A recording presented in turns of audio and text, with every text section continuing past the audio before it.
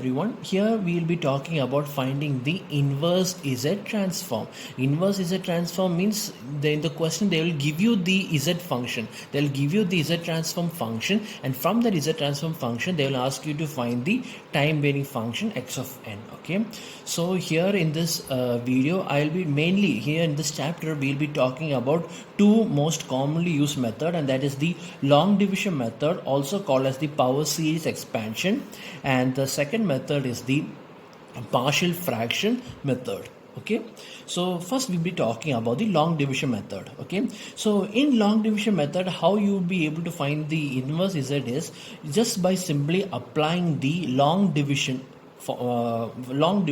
procedure. That is, your x of Z, right? Your x of Z will be given in the form of n of Z by d of Z. That is numerator function of Z divided by denominator function of Z. Okay, so how you find it is simply by you simply apply the division procedure. That is, you simply find the division of n of Z by d of Z. That is, n of Z is the dividend, d of Z is the divisor, and your quotient will be your Z transform. And from this, looking at the quotient, you can directly write your x of n values.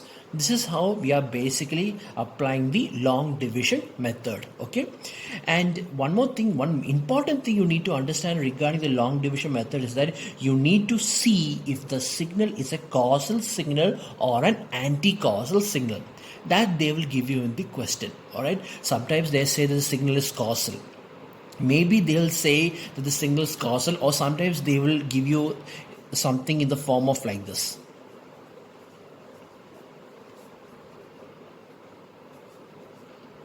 You see, in this form, if you see anything like this in this format, immediately you should understand that it is a causal signal. How did I know that it is a causal signal? Because here in all the cases the ROC is a greater sign. Yes, the magnitude of Z is greater than some value, right? So if they show in the question that the magnitude of Z is greater than some value, or if they just say that the signal is a causal signal, then immediately you should understand that in the case of a causal signal, what you need to do is there's a special way of rearranging the function of d of Z and n of Z in the division formula. That is, what you need to do is you should arrange the terms in such a way that the powers of Z must be starting with the highest power. Right? That means you'll be both the function, this n of Z and the d of Z. When you're writing the equation of n of Z and d of Z, both the function, it should start with the highest power of Z, and then it decreases as you write the function, as you write the equation. That is how we represent. For example, if let me say that n of Z by d of Z. Okay, let me just give you some very simple example. Let me say that this is the equation, that is 3Z square plus 2Z plus 1 by, and this is nothing but 5Z square plus 7Z plus 2. Okay, so when you are writing like this, okay, if you write something like this, so when you are doing the division procedure, and if this thing is a causal signal, then you are supposed to write your numerator function starting with the highest power. Here the highest power is 3Z square, and then it goes decreasing order. So this is how you are supposed to write. And your denominator also, that is your divisor, you write like this. You see, I start with the highest power and then it decreases. This is how we represent the division method for a causal signal. For a causal signal. Now, this is for a causal signal. Okay.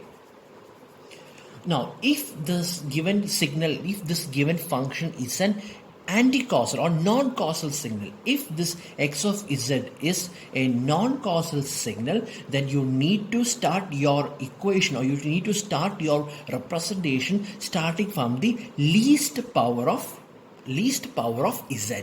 So here the least power of Z is this value, right? This is 1 into Z raised to 0. This is 2 into Z raised to 0, right? So when you are doing the division of a non-causal signal, then you write the division or you perform the division like this. That is, your numerator will now be like this: 1 plus 2z plus 3z square. You see, the power is the arrangement of the arrangement of the equation, or this arrangement of this representation is such that the power of z is in the increasing order, right? It starts from the lowest power and then it goes on. And also your denominator also same thing. It will be like this: 2 plus 7z plus 5z square. See, and then you perform the division operation. This is for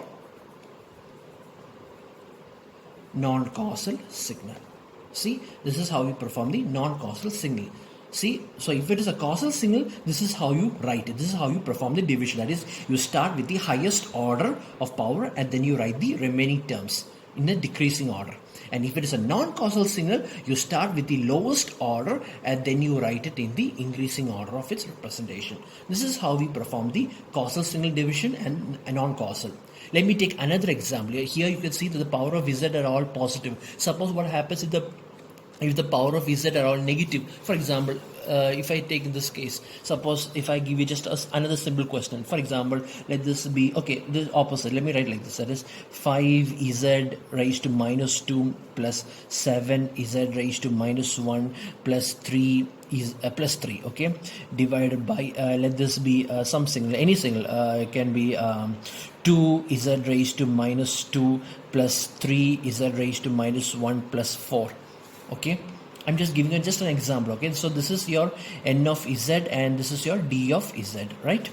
So in that case, how do you represent this? If it is a causal signal, like I said before, if it is a causal signal, you start the representation from the highest power of z. So here, which is the highest power of z? This is the highest power of z. 3 into z raised to 0. Right? Z raised to 0 is 1, right? So 3 into z raised to 0. So that is the highest power. Then comes this one. Then comes this one. Or in other words, your representation will be like this. That is 3 plus 7 z raised to minus 1 plus 5 z raised to minus 2. And also your denominator also will be like this. That is 4 plus 3 z raised to minus 1 plus 2 z raised to minus 2. This is how you represent in the case of a causal signal. You see, you start with the highest power of z and then you write the remaining terms in the decreasing order of its power of z.